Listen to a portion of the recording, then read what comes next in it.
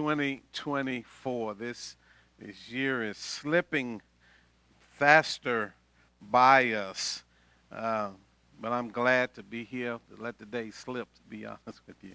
But we are looking at this third epistle of John. We've been looking at John actually all year long. We spent, I don't know, countless months, maybe weeks, but I think the January, February, March, and even much of April just dealing with the first epistle of John.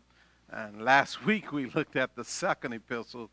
And tonight here we are looking at this third epistle of John, this third letter that John wrote as he advanced in age, as we said, is somewhere around about 90, 95 AD. He writes this letter because of what is happening, which we've been talking about in Gnostics, false teachers. We're going in where John and others had established churches, primarily in Asia Minor, Ephesus, places, and they were going in behind John and the apostles, teaching things that were not true, heresy. They were saying the things that the apostles had said were not true. They had questioned, they had the members of the New Testament churches questioning their salvation, eternity, once saved, always saved. They were just had them questioning so many things. And so John writes three letters, three epistles, and we'll talk about who all they were addressed to. But each one of them literally deals with false teachers and false teaching. And it's as obvious today as it was back then that there are men and women who will use the Bible solely for their benefit and for their gain, as opposed to the glory of God. Last week, when we looked at John 2, I told you one of the basic fundamentals is to remain true to our faith. And so we talked about how faithlessness in little things, and even a little thing as hospitality, who do we receive into our home and how do we receive them, is a big thing. That's what we talked about, little things being big things, because those false teachers were creeping in and going behind John with the intention of making converts. You got to understand that false teachers don't teach and do all of what they do just to be famous. They do it to make converts, and they do it by taking advantage of either immature, unlearned, or confused people or Christians. We talked basically last week about how not only are we responsible for practicing the truth in John 2, but also for protecting the truth. Protecting the truth. And under that protecting the truth, that's where we talked about the bounds of Christian hospitality. We have a responsibility to work within the bounds of Christian hospitality, meaning we can entertain, we can have conversation, we can bless people up to the point to where we divide or separate on doctrine of truth. When we don't have truth, or we don't agree on the truth, then we are not obligated by any means to entertain or to fellowship or have hospitality with them. We'll make that a little clearer. But I told media, and I want to see if I can run these verses by you before we get into it, because I don't want you to think this is Mike Boston. I try to show you from the text. But in Luke chapter 9, we've been preaching through the Gospel of Luke for some years now on Sunday mornings. And Luke chapter 9, I think it's verse 5, but I just want to read the first few verses in Luke chapter 9, because I want you to see how the people of his day understood what was expected of them. But today we are so compromised, and we are so surrendered to tolerance till we think that by tolerating things that the Bible tells us not to tolerate, we're actually being a good Christian. And that's not true. Look at this verse. You remember it. I taught through it. It says, and he called the 12 together and gave them power and authority over all the demons to heal diseases. Okay? And he sent them out to proclaim the kingdom of God and to perform healings. Okay? And he said to them, watch this now, take nothing for your journey, neither staff, nor bag, nor bread, nor money, and do not even have 2 tunics apiece. Whatever house you enter, stay there until you leave the city. As for those who do not receive you, as you go out from that city, shake the dust off your feet as a testimony to them against them. See, if the people didn't show hospitality, if they didn't receive them, if there was a difference over their truth that they believed and they taught these disciples, and you know they were going out, they were sharing Jesus' message. He said, if you are invited into a home and they don't receive you, then he said you're not obligated to stay there. You shake the dust off your feet as a testimony against them, and you leave even their very city. Chapter 10, we talked about this because there's one thing in Luke 9, he tells them one thing, but in chapter 10, he seems to tell them another thing. So look at these probably 12, 13, 14, 15 verses. Luke chapter 10, beginning at verse 1. Again, this is the next chapter right after he speaks to them in Luke chapter 9. In Luke chapter 10, verse 1, notice what he says to them. I believe they're going to pull it up in just a second. Luke chapter 10, verse 1. He says, now, after this, the Lord appointed 70 others. Remember, in chapter 9, he sends out the 12. Here's chapter 10. He says, now, after this, the Lord appointed 70 others and sent them in pairs of him to every city and place where he himself was going to come. And he was saying to them, the harvest is plentiful and the laborers are few. Therefore, beseech the Lord of the harvest to send out laborers into his harvest.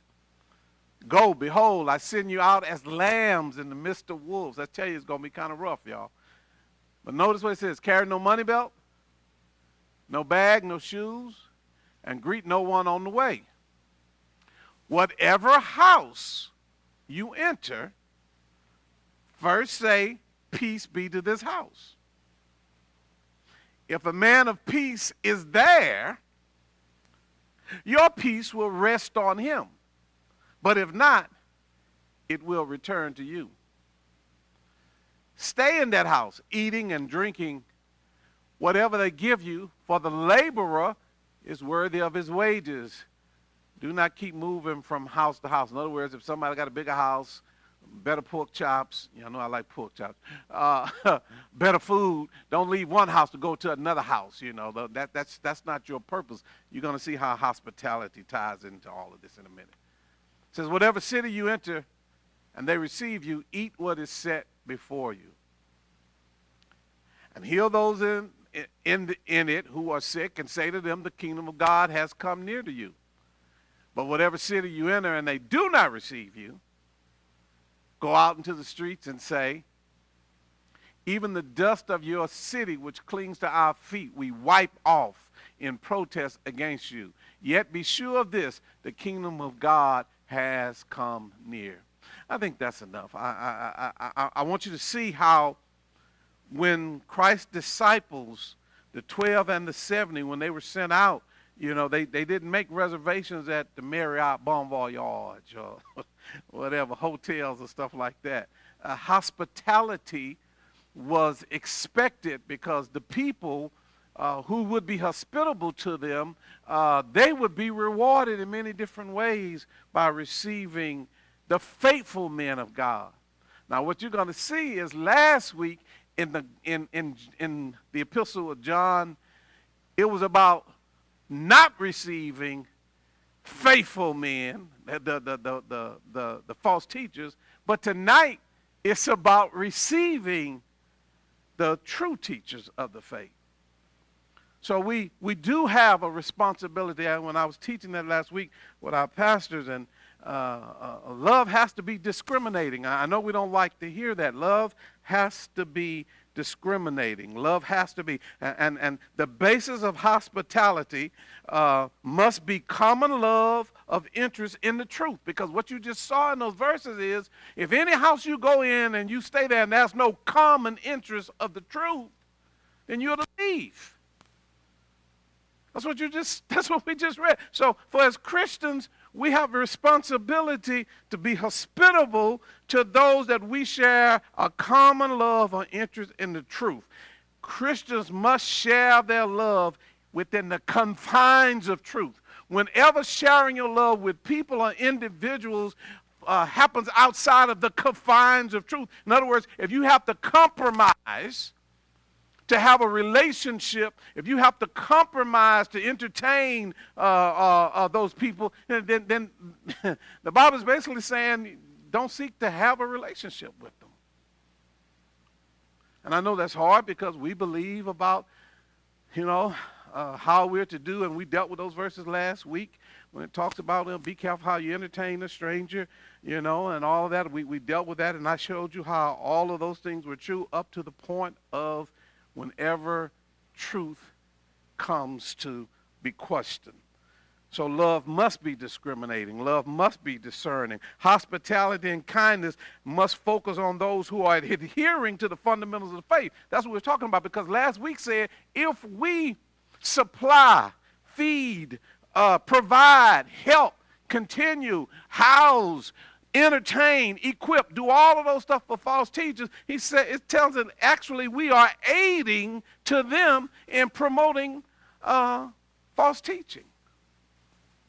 We're literally aiding them in promoting false teaching.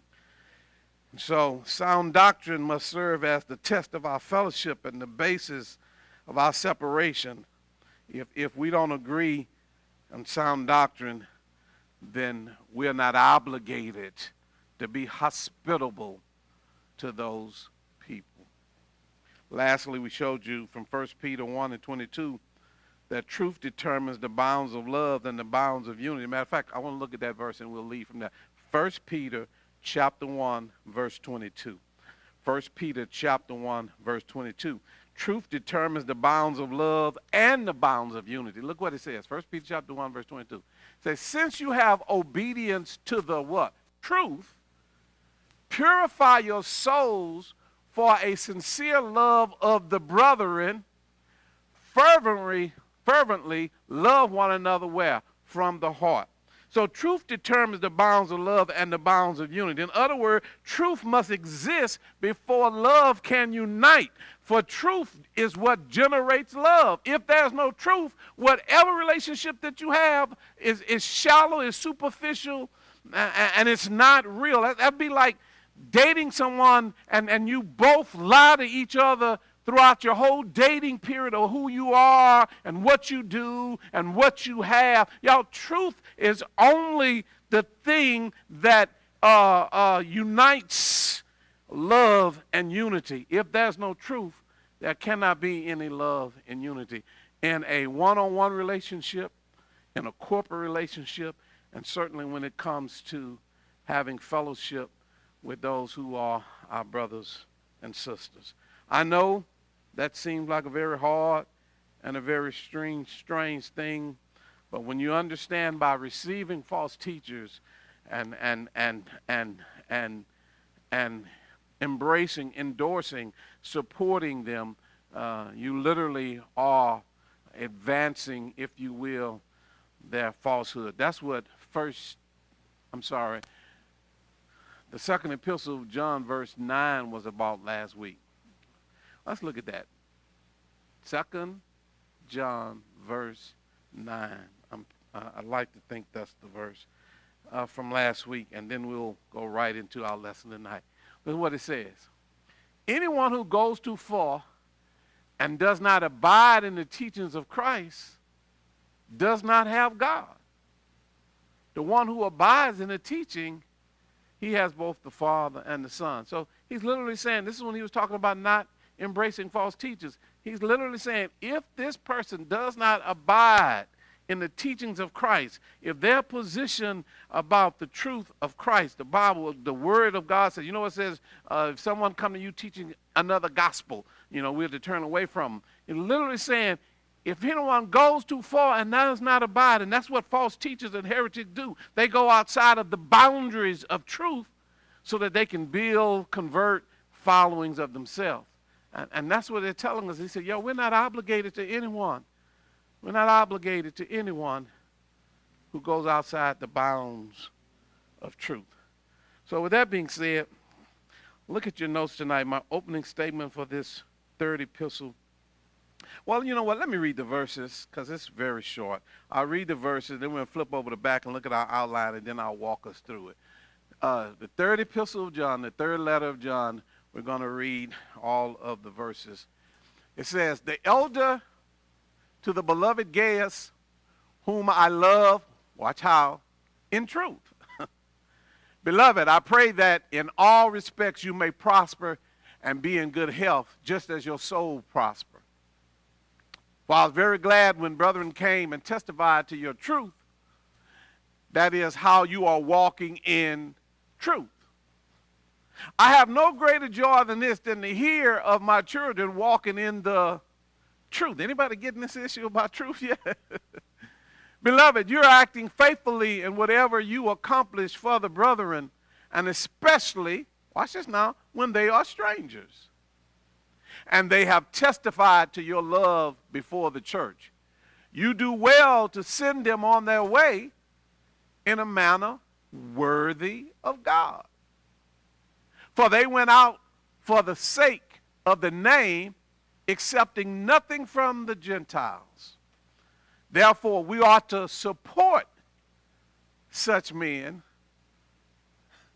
so that we may be fellow workers within the truth. So I need to leave that verse there. So he's saying when you support the true teachers, those who are teaching the truth, you become a fellow worker with the truth. For him to bring up the point that we ought to support those who teach the truth, that literally is the other way of saying we're not obligated to support those who don't what?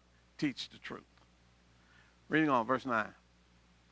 He said, I wrote something to the church, but Diotrephes, who loves to be first among them, does not accept what we say.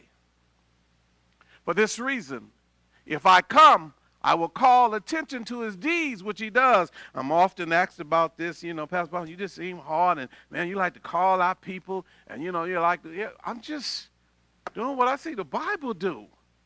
He literally, this is John saying, when I get there, I'm going to call him out. I'm going to point him out, I'm going to call him out, and we're going to expose what he has been saying that's not true. So for this reason, if I come, I will call attention to his deeds, which he does, unjustly accusing us of wicked words. He even talks about me, the apostle. He said, I'm saying that wrong thing. He said, and not satisfied with this, he himself does not receive the brethren either, and he forbid those who desire to do so, and puts them out of the church. So he was Beloved, do not imitate what is evil, but what is good.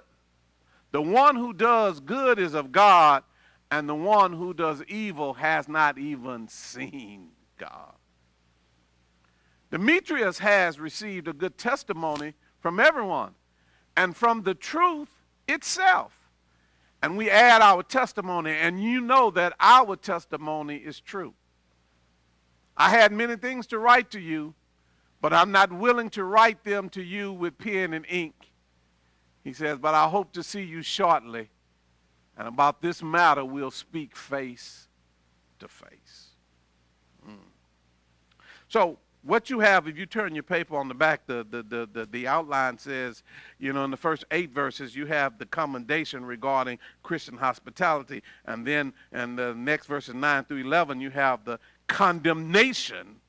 You have condemnation regarding violating Christian hospitality. Oh, wow.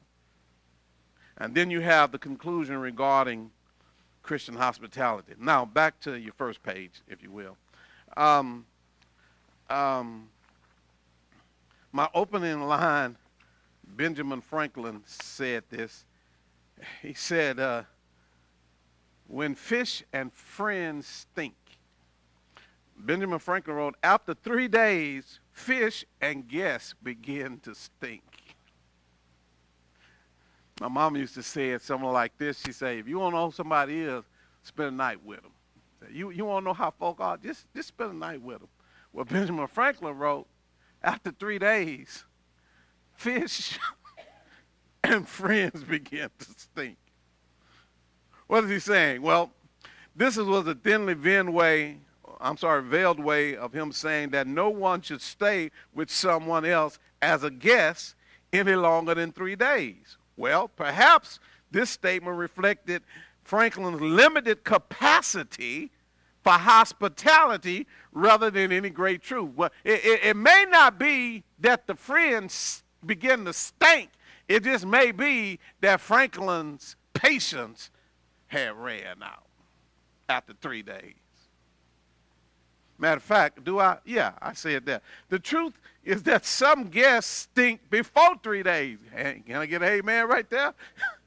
Some folk ain't got to stay with you 3 days. You know that. Now, we ain't talking about physically stink, deodorant stink. Y'all know what I'm talking about. Sometimes it don't take 3 days for some guests to stink up the place. The truth is some guests stink before 3 days are up. But then others never seem to overstay their welcome. As believers, we ought to not take our cue about hospitality from our own capacity, because that's what Franklin did. But rather, we ought to be willing to do what is right for other people.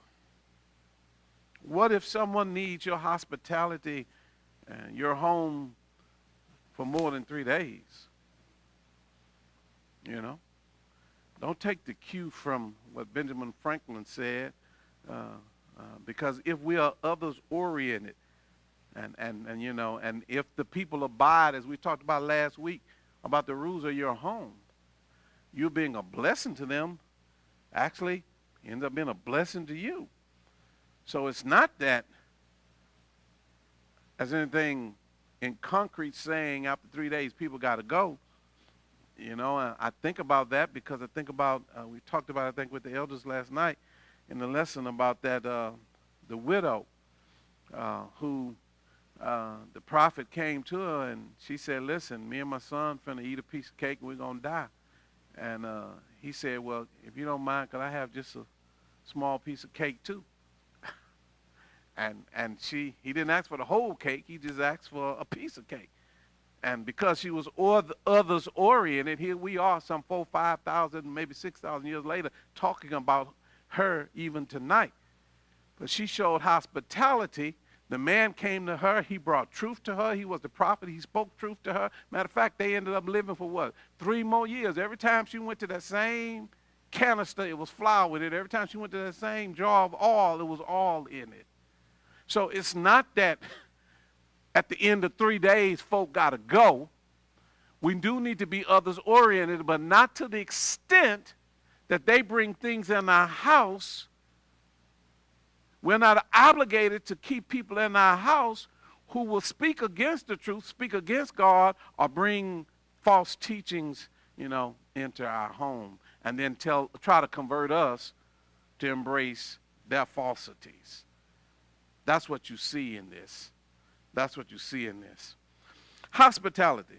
I will need to clarify this because I think many have a bad understanding, an unbiblical understanding of hospitality. Hospitality. What the world needs more than ever is the hospitality of Christ. The word hospitality means more than simply entertaining or having a well-set table, spotless house, clean furnishing, fine food, and drink. The Greek word used for hospitality in 1 Peter 4:9, look at 1 Peter 4:9, it's a different word of hospitality in Romans 12 and 13. In 1 Peter 4:9, notice what it says. It says, be hospitable to one another without complaint. Well, what this means has nothing to do with the meal, the food, and all of that. It means to be fond of the guests. And then in Romans 12, verse 13, there's another form of this word hospitality. Look at what Romans 12 and 13 says. It says, contributing to the needs of the saints, practicing hospitality, what literally means lovers of strangers. You know how that text says, be careful how you entertain strangers because you may be entertaining an angel unaware of. So it's literally saying you need to be lovers of strangers because the Bible tells us we are to what to our enemies? We are to love our enemies. So it means to be fond of guests in one sense. It means to be lovers of strangers in another sense. So as we can see then, hospitality to the early church, it had little to do with the atmosphere of someone's house, but an atmosphere of welcome within what? Someone's heart. Hospitality, when they spoke of hospitality back then, y'all, it had nothing to do with the home. It had something to do with the heart. You could have the cleanest home, the biggest house, the finest thing, and be the rudest person, and folk be wanting to get out of your house. Amen. I got to bring it down because I'm about to take it personal now. But, you know, you can have family members that are successful and have a lot and all of that. But, man, you're walking on eggshells in the house. You're uncomfortable in their house.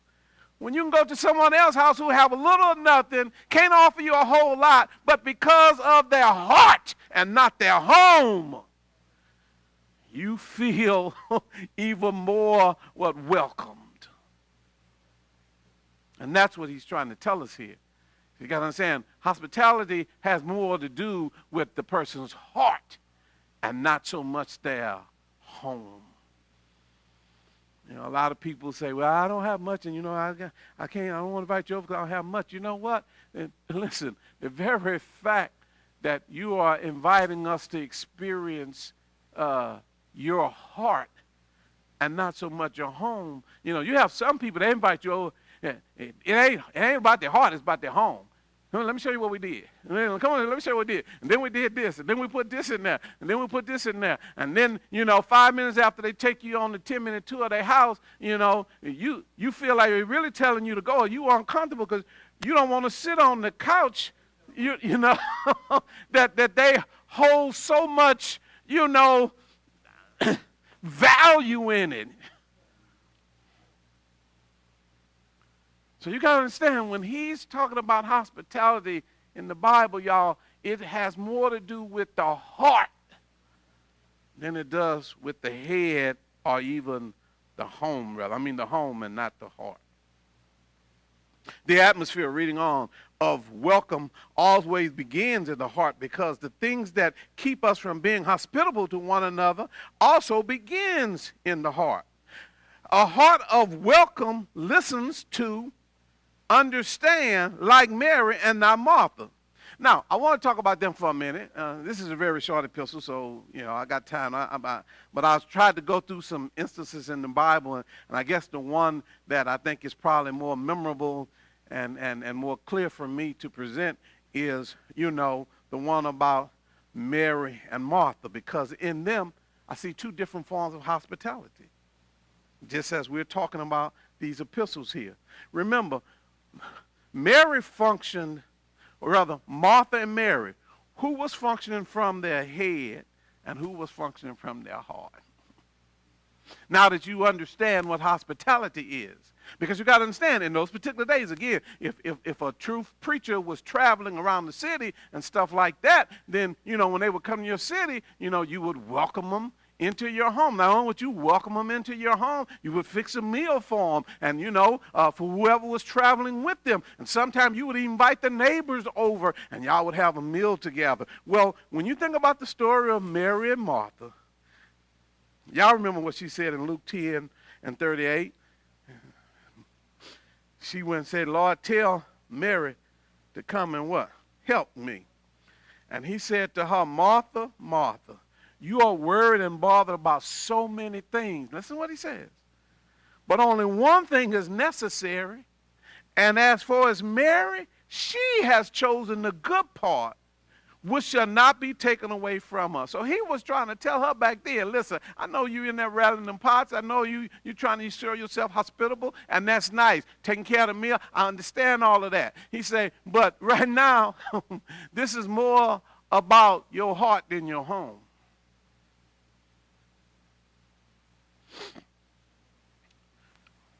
In Luke 10, Martha's external behavior, at first, it appears to be of true servanthood. You would think, well, that's what she's doing, because if you have company over, you got to fix a meal. You got to have some rest. You would, on the surface, her behavior looks to be true servanthood. She was the one who put on the apron, went to work in the task of serving not only Jesus, but all the others who were there. But her treatment of Mary, watch this, y'all, soon revealed that she had a serious defect in what was supposed to be her servant's heart. I'm going to say that real slow so you get it. She in there being a Christian. She's preparing a meal for Jesus' disciples and whoever else guests. So she's being hospitable. She's showing her heart. But boy, it don't take long before we see the serious defect in her heart. Because I know she don't come out there respectful to Jesus. And Jesus, can I speak with you a moment? Jesus, can I speak to you over here? I don't want to embarrass Mary in front of everybody else. So Jesus, if we just go over here, could I speak to you? Y'all know that ain't what she do. She slammed that pot and pan down, come out, Jesus. Yeah, you, Jesus. You need to tell Mary. Listen at her heart. Remember her servant heart. Somebody go get this in a minute. See, it ain't just how you start your fellowship, your hospitality, but it's also how it ends. See, anybody can fake for a little while because it shows that she had a serious defect. She allowed herself, watch this now, to become censorious and sharp-tongued. Such words in front of the other guests were certain to humiliate Mary. Martha either had no thought of the hurtful effect of her words on her sister, or she simply either didn't care. And it really don't matter which one it is, because both of them hurt. Whether it was intention or unintentional. Furthermore, Martha was wrong in her judgment of Mary. She assumed Mary was being lazy. Who are you, Romans 14:4 would tell us, to judge the servant of another? To his own master he stands or falls. Did Martha imagine, watch this now, because you got to listen to what she's saying. Remember, the master is in the house. I'm just trying to set these points. She goes and tells the master about Martha. So I'm left to believe Martha imagined that she, rather than Christ, was Mary's true master. I know you the master, you here, but you tell her to come in here and help me out, because she was making it all about her home. She was making it all about her reputation. She was making it all about that, but not about her heart like Mary.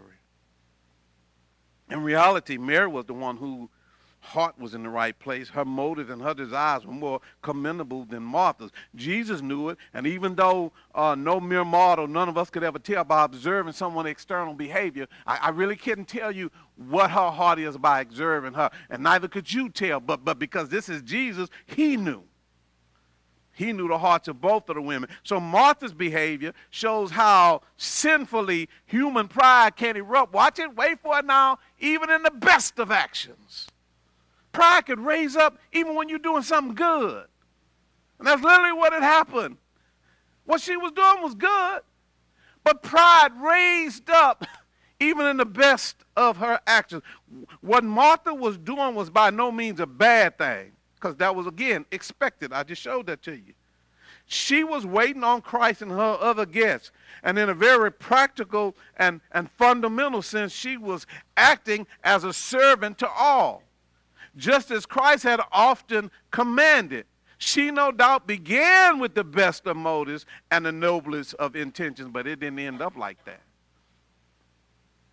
The moment Martha stopped listening to Christ, please hear me, y'all. Please hear me. Because you could have the best intentions. But the moment Martha stopped listening to Christ and made something other than him the focus of her heart and attention, her perspective became self-centered.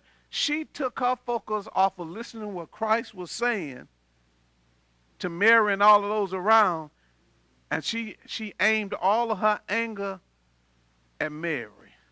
She shifted her focus, even though Christ was speaking. So it's at that point, even her service to Christ became tainted because it had self written all over it, and it spoiled even the charity that she thought she was doing. Martha was showing an attitude of sinful pride that made her susceptible to several other kinds of evils as well. So see, pride don't just stop at pride. Pride includes all of his cousins, first cousins. Pride don't have no second cousins, all first cousins. Stuff like what?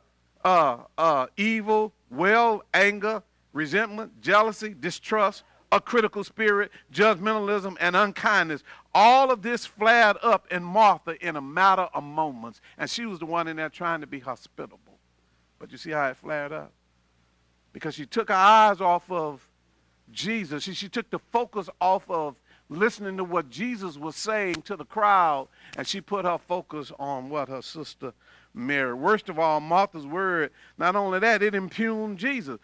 Watch this. She got mad at Mary, and then she just basically threw Jesus under the bus. Because y'all remember what she said in verse 40. Basically, she said, Jesus, Lord, don't you care? She literally don't even care. And so you got to, how do you get to the point to wonder not if he cares? She knew better. Jesus had showed love for all three of those family members. Because y'all know who Mary and Martha's brother was, right? Lazarus. A couple months later, he dies. Martha's still holding that bitter spirit. Mary's in the house crying at the loss of her brother. But Martha runs out, meets Jesus, stick her finger in his face, and literally say, you the fault. Had you been here, my brother would. Do you think she said that with a hospitable attitude? Do you think her words were, do you think they were soft and tempered? This is the same woman a couple months ago, hollered at Jesus from the kitchen. Now her brother whom she loved has died. So here she's now, so it shows you this critical spirit again that she has never been addressed, even though from time to time she showed hospitality. What I'm trying to tell you, ladies and gentlemen, don't you think you can't get beside yourself. Don't you think, because listen, Jesus could be in your house speaking to you directly. And if you don't listen at what he say, it's easy for any of us to get beside ourselves and harbor feelings that we should let go. So Mary, she, by contrast, was consumed with thoughts of Christ, and she became oblivious to everything else. When she's now sitting at his feet, I'm back at the house, and she's just oblivious to everything. She sat at his feet. She listened to him intently. She was absorbing his every word and nuance. She by no means was being lazy. She simply understood the true importance of this occasion. The Son of God himself was a guest in her house, and listening to him and worshiping him at that moment was the very best use of Mary's energies than any other thing that she could do. Y'all, when we come to church, the Bible study, and God is speaking through his word, do we have that spirit of Mary or that spirit of Martha? Are we distracted by other stuff, thinking about what other can or can't be doing or should be doing? Or are we hearing what God has to say? Because all of this has something to do with hospitality. Because as I told you, in the Bible, hospitality has more to do with what? What's on the heart and not the house. So let's get back to John, and I want to show you something now. I want to show you something back at that last part. So like with Mary and now Martha, this heart comes from a place of humility and generosity, talking about Mary. This heart has been wholly pursued by a Jesus who loves to draw near to its suffering and anguish. As you have been loved, so loved. Jesus was the forerunner of the hospitality, the love of strangers, because he chose to love first those who were most unlovable, talking about us. The outcasts, the swindlers, and the lustful. When Jesus, we just been teaching through that in the Gospel of Luke. They would get mad at Jesus because it looked like he had more love for the outcasts, for the tax collectors, for the hustlers, as opposed to the pious, religious, Pharisees. So with that being said, turn over on the back of your sheet, and I want to get to finishing this epistle of John. When you put this thing in context, what we just read, John wrote this epistle. You got to understand, when he writes this epistles, travelers were dependent upon the hospitality of other people, since hotels and restaurants were an extreme rarity. And you got to remember, when Jesus sent out his disciples, they don't have no credit card. They ain't got, you know what I'm saying? He tell them, no, go out without, because they would be what? Dependent upon the hospitality. Again, please remember what we're saying here. Not so much the house, but the heart of the people. They were dependent upon that. And so since there was no hotels or restaurants, they were rare. When Christian preachers traveled to spread the gospel, other Christians were expected to support their ministries by offering them hospitality. I hate when I hear people take, Paul working on tents at nighttime, saying, Paul working a job, he didn't get his money from the church. Man, that is so out of context. That is so out of context. And when you read it, Paul chose to do that particular thing because of knowing the situation of that particular church, but and the people of that house church. But it had already been set up. Matter of fact, that's why it says, when they come to you, provide this for them. When they come to you, provide this from them. A man who preaches the gospel ought to make his living from the gospel. And we should support them by showing them hospitality. This was right, and it was also a rewardable practice. I'm going to show you Matthew 10, 40-42. Those who offered hospitality and participated in the traveler's ministry, they would receive a reward for doing so. Look what Matthew 10, 40-42 says. It says, he who receives you receives me, and he who receives me receives him who sent me. He who receives a prophet in the name of a prophet shall receive a prophet's reward. And he who receives a righteous man in the name of a righteous man shall receive a righteous man's reward. So whether a prophet comes to you or a true teacher comes to you, whatever his reward is, your house will receive that. And whoever in the name of disciple gives one of these little ones even a cup of cold water to drink, truly I say to you, he shall not lose his reward. You do not lose when you bless those who are blessing others. Now, there are a lot of scams, and there's a lot of manipulation, there's a lot of false teaching, and that's why I say love got to be discriminating. That's why I say love has to be discerning, because when you see that they are not preaching the truth or teaching the gospel, or they're moving from, as I showed you in Luke 9 and 10, from house to house because they wanted a bigger house, a bigger bed. It was all about the comforts of themselves. He said, if you see that type of actions coming from them, then don't worry about it. But if they are functioning and serving you from the heart, and it's not about things and comforts and they're not judging you by the size of your home, but by the size of your heart they're experiencing you. He said, those people will get a reward. Listen, while 2 John warns against hospitality of false teachers, look at 2 John verses 7 through 11, because that's what that was about. It says, for many deceivers have gone into the world, those who do not acknowledge Jesus Christ as coming in the flesh. This is the deceiver and the antichrist. Watch yourself that you do not lose what we have accomplished, but that you may receive a full reward. Anyone who goes too far and does not abide in the teachings of Christ, you're too far when you go outside of the Bible, does not have God. The one who abides in the teaching, he has both the Father and the Son. And make sure that you're being taught from the Word and not from people's opinions. If anyone confesses or comes to you and does not bring this teaching, he says, do not receive him into your house, and do not even give him a greeting, let alone let him in the house. For the one who gives him a greeting, watch what it says, what? Participates in what? Their evil deeds. By even greeting them and providing for them, you participate in their evil deeds. So John warns against showing hospitality to false teachers, but 3 John it condemns the lack of hospitality shown to faithful ministers of the word. What am I trying to say? I'm going to look at the lifestyle. I want y'all to think I'm making this about me or any other preacher. But we got folk who will kill themselves to contribute to false teachers, but will ignore the hard work of a true teacher. That's what it's saying here.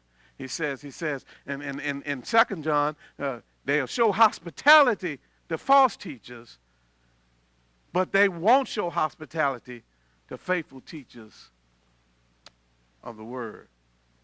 Look at verse 9 and 10 in 3 John, because I want you to think I'm making this up. Verses 9 and 10 in 3 John, this is what he says.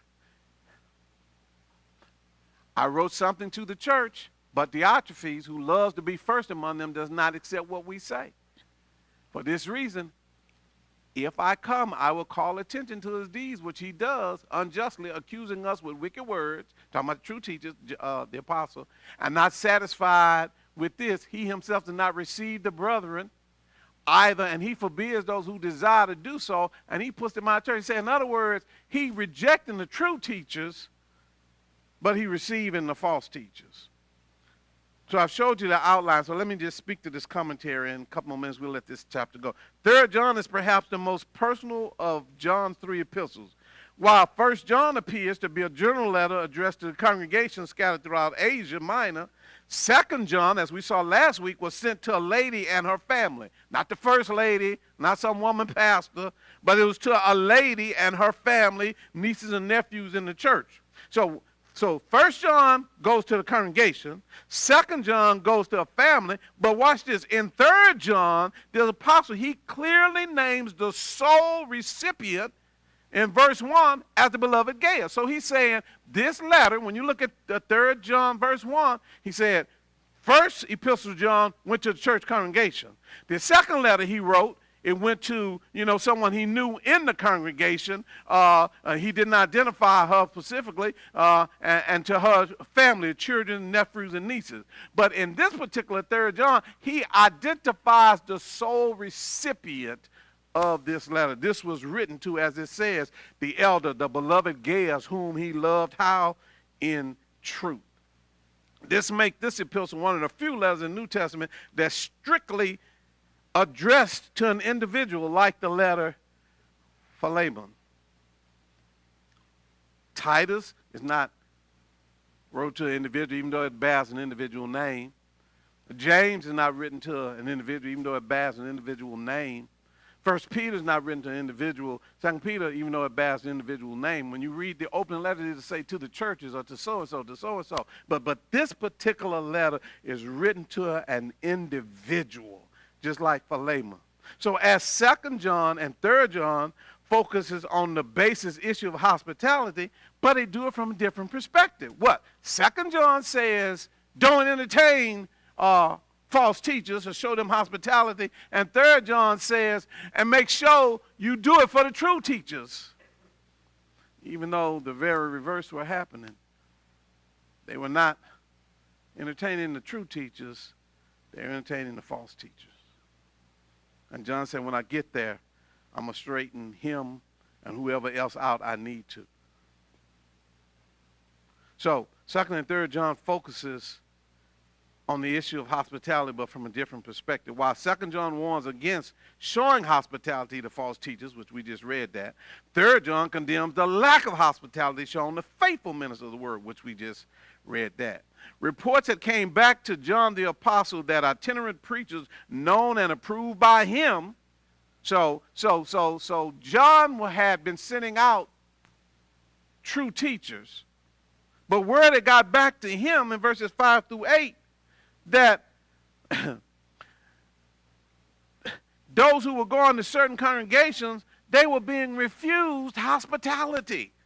the ones who John the Apostle was sending out. And when we talk about hospitality, again, lodging and provisions, and then an individual named Diotrephes who was being domineering in the assembly. That's what verse 10 is about. He went even as far as to verbally slander the Apostle John. Pastor Boston don't know what he's talking about. John don't know what he's talking about. He gave malicious accusations, and he excluded everyone from the assembly who dared challenge him. In other words, he was basically saying, we're going to let these false teachers in there. I don't care what John say. And if you don't listen at me, I'm putting you out of the church.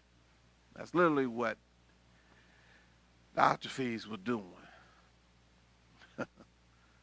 Yeah, when you see that single solo type of leadership, when you see that type of domineering leadership in churches where you know you're being encouraged to receive what Christ rejects, y'all, it's time to grab your hat and your coat. So, Diotrephes went even further as to verbally slander, which we said that. So in contrast, Gaius, which is a very common name, a beloved friend of the apostle and faithful adherent to the truth, that's what verse 1 through 4 says, he extended the correct standard of Christian hospitality to itinerant ministers. John wrote to commend the type of hospitality exhibited by Gaius to be worthy and representative of the gospel, that's what verse 6-8 talk about, and to condemn the high-handed actions that Diotrephes was doing. The apostle promised to correct the situation personally, and he sent this letter through an individual named Demetrius, whom he commended for his good testimony against the brother. But what he literally says is, take this letter to him, Gaius, and let him know when I get there, I'm going to fix, I'm going to correct, I'm going to address, I'm going to point out, all those things that in this tolerant, cushy Christian culture we live in now, you shouldn't point out people, or you shouldn't, you don't know that person's heart. You ain't got to know their heart. See what they're saying with the word. Because if they're speaking against the word, it really doesn't matter where their heart is. We have a responsibility to correct it and to address it. And so what you've seen from these 3 epistles of John as we close tonight, we have an expectation of responsibility as it relates to receiving folk within our homes and within our churches, as long as they embrace the truth. But when they fight against the truth, when they reject the truth, when they come with other gospels, when they speak outside of what the Bible say, we are under no obligation from God to be hospitable, to entertain, or to receive them. Because by doing that, we add to their evil. Thank you so much for hearing the epistle